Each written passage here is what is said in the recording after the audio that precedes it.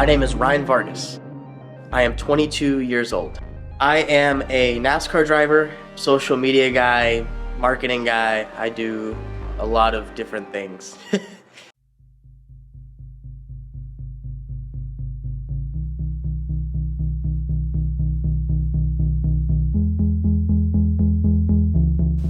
Alright, this is the shop floor.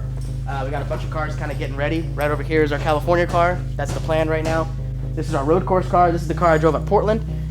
Finished 23rd with it, which was actually a pretty decent day, considering it was a absolute downpour the entire time. So this is a bit of a special car to me.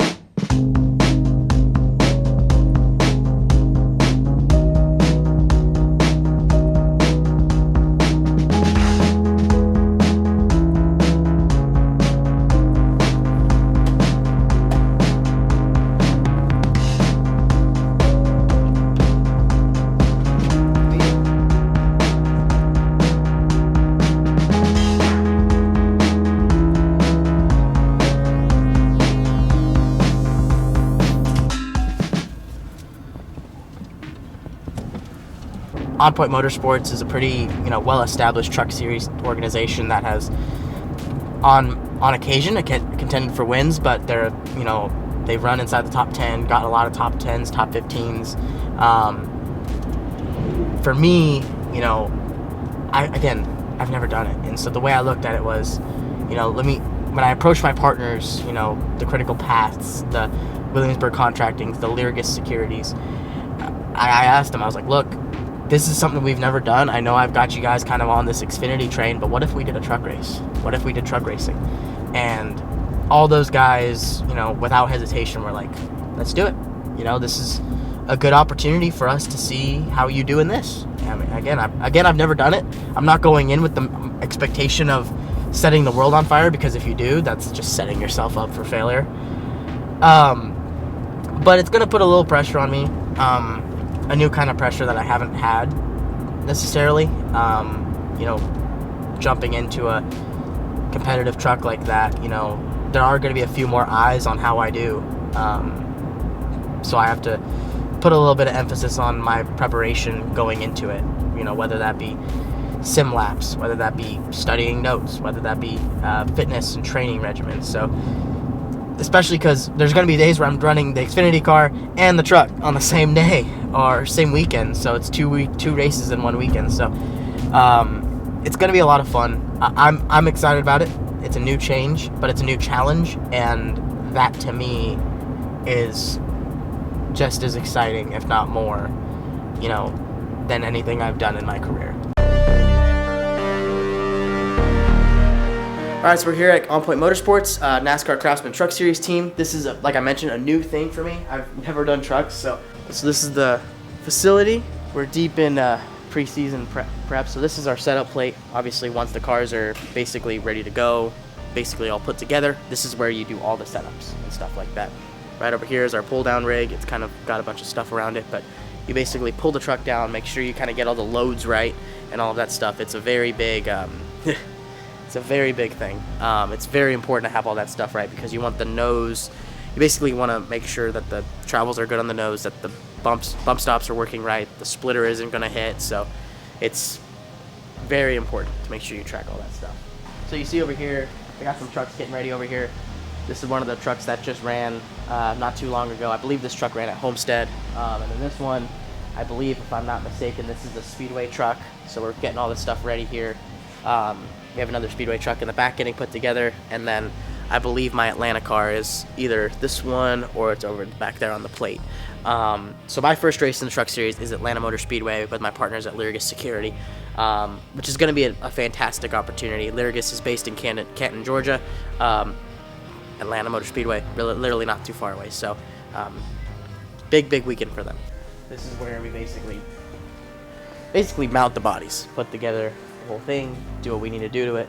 A lot of time and work goes into it back here.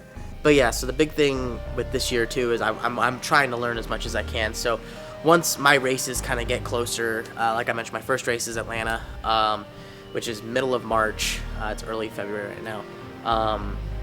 we'll start getting everything kind of put together, kind of building everything, and I'll try and be in the shop here more as well, trying to learn more about the equipment, learn more about the trucks, learn more how to set them up, because all I know is the Xfinity car. I've driven the Xfinity car for 60-something races at this point, over at CHK. I'm able to work on those things and kind of know what I'm doing. Here, while there's a lot of the same bones, it's in the same token, there's a lot of different things, a lot of different parts, a lot of different body styles. I mean, the biggest thing for me is you have to manufacture the body yourself. You know what I mean? That's the biggest thing versus the Xfinity car is a flange fit body. It's all parts sent in by a distributor and you bolt it together. Here, you have to craft everything. The people here have to do that. Same thing with just the way the suspension rules are and everything, and the way these cars drive. It's a night and day difference. I mean, first thing is they're so much more bulky. You can see how much taller they are really than the Xfinity car. So that's going to be the biggest challenge for me, is learning how to drive such a big, bulky brick, essentially. But it's going to be fun. I'm very excited about what everything here has in store.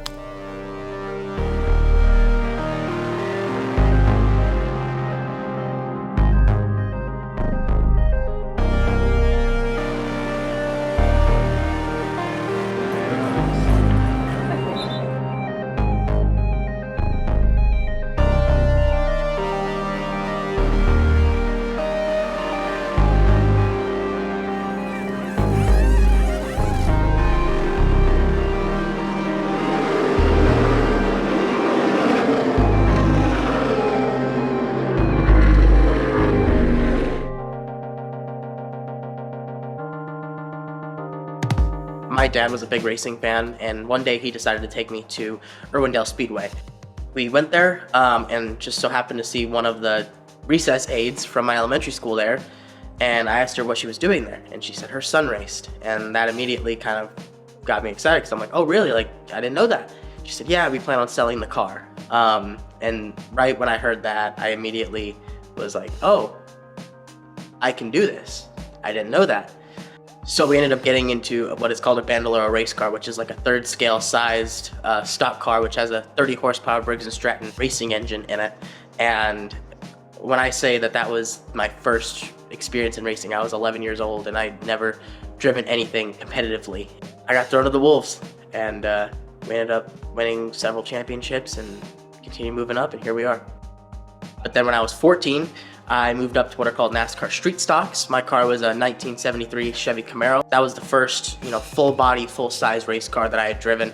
I was 14, racing against guys who were at the youngest in their 20s and at the latest in their 50s. It taught me a lot about how to drive a full body, full size car, but also having to earn respect in a series that I am fresh to. I actually won my first ever street stock race the day that Dave Eshelman unfortunately passed this most recent year.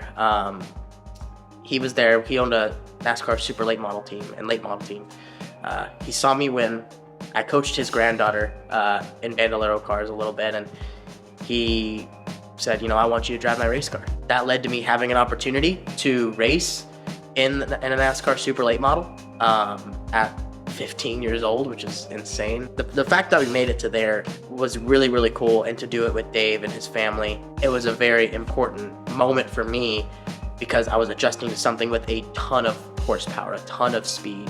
And from there, we just kept grinding, started running top 5 consistently, started running top 3 consistently. And then in 2017, we purchased our own race car, started winning races, and that led to us kind of making a mark in at the time, the NASCAR All-American Series. Now it's the Advanced Auto Parts Weekly Series. I won the Wendell Scott Trailblazer Award 2 years running, which goes to the highest ranking minority or female driver in the All-American Series points. There's over 500 drivers in the series, and I was 17th. And last of all, I really want to say thank you to those at NASCAR for even considering me for this award. You're really making that little 10-year-old Speed Channel watching kids dream become a reality here tonight. Thank you.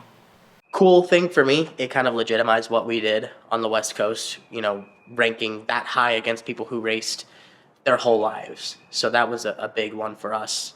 And from then, just moved out to North Carolina, joined the NASCAR Drive Diversity program for 1 season, ran in the K&N Pro Series East, now the ARCA Menard Series East. Did okay, not my best year, but I was a rookie. didn't know much, and then just continued working up. Got back into late models the year following. Learned a lot about marketing, learned a lot about social media, and that led to me making my first Xfinity Series start, and the rest is history. So this right here is my sim rig. It's pretty unremarkable. So I'll do a lot of streaming here. I'll do a lot of stuff on TikTok or Twitch. Whenever I have the time to do so, I try to the best I can, just because it's fun. It's a fun way to engage with people and just let loose a little bit, race, but also show the fun side of it. So I use social media in a lot of ways. The biggest way for me is just telling my story and just being as authentic, as real, and as transparent as possible. I haven't posted about my scar on my head in a long time, but technically this comment is right. Now before you get to asking how is that possible, let me explain. So the actual story is I was born with what is called craniosynostosis. I've been very fortunate to amass a pretty sizable following on TikTok, Twitter, Instagram, and that's helped me out a lot, because I know that I have a lot of people that support me and believe in me, but to see sometimes whenever something does go wrong, but so many people know what I'm doing, understand my situation, that makes those bad days so much better because they get it. Up here is my little home office. We have Dale, he watches over us here at the house. And then this actually is a pretty cool little bit. This is my windshield from Daytona when we finished 6th.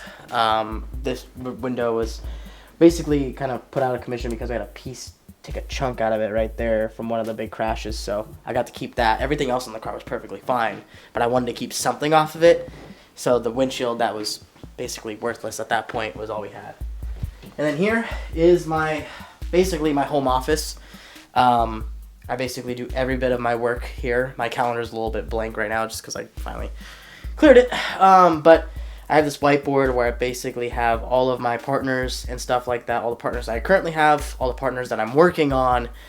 And then on to the side, I have the truck schedule, the Xfinity schedule, and I just continuously work on trying to fill out those things. And I also have a little bit of a list of my 2023 goals. So that's something that I look at kind of like as a motivation thing. Very important book, highly recommend. But this is the first ever die-cast that I got made by Lionel. Growing up, you get those die-casts like that. And as a racer, you always kind of want this. You want to have your own die-cast with your own name, and to have like an official, die-cast made of you, it's all the more special. So this was from our race with r/NASCAR and Reddit. Card came out phenomenally, and we're pretty dang excited about that. And then the last kind of real cool thing, this was actually just given to me, gotten back to me, but this is the suit that I ran when I had TikTok, when they sponsored me back in 2020. It's a very special suit. Like I mentioned earlier, this set the tone for my career. So my worst memory would be Pocono 2021. We had just lost my car chief and one of my best friends, Brian Lear. He taught me a lot about race cars. We lost him after the Charlotte race. Going into Pocono, we ran a big Brian Lear decal on the hood for his home race. There was a big crash in front of me, and we piled right into it.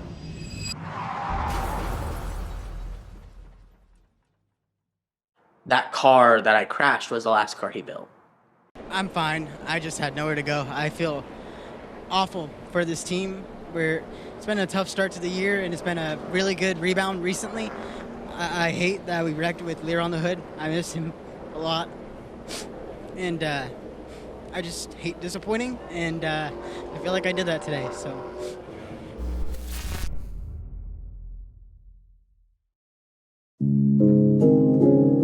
I was born with craniosynostosis.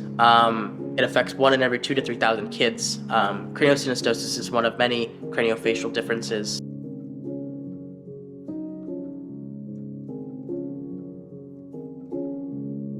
Mine, specifically, my soft spot closed and it caused the sutures in my skull to fuse.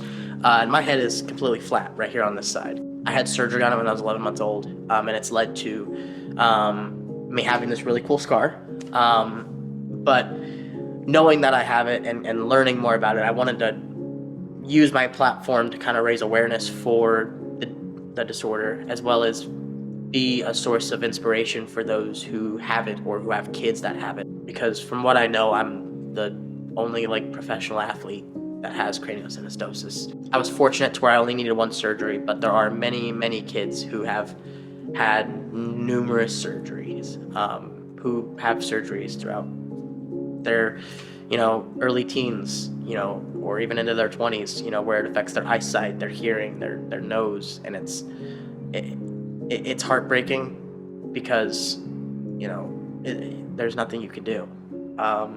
So for myself to use my platform to kind of highlight those struggles that, these children and these families go through, that's paramount for me.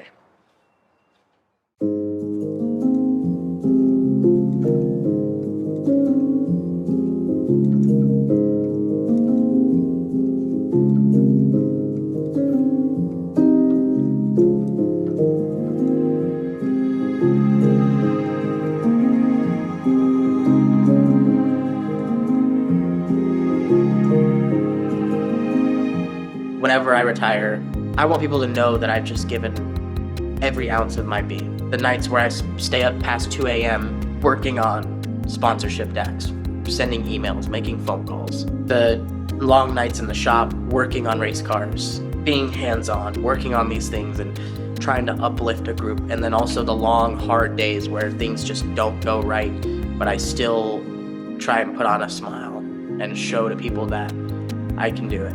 Silencing those who doubt what I am.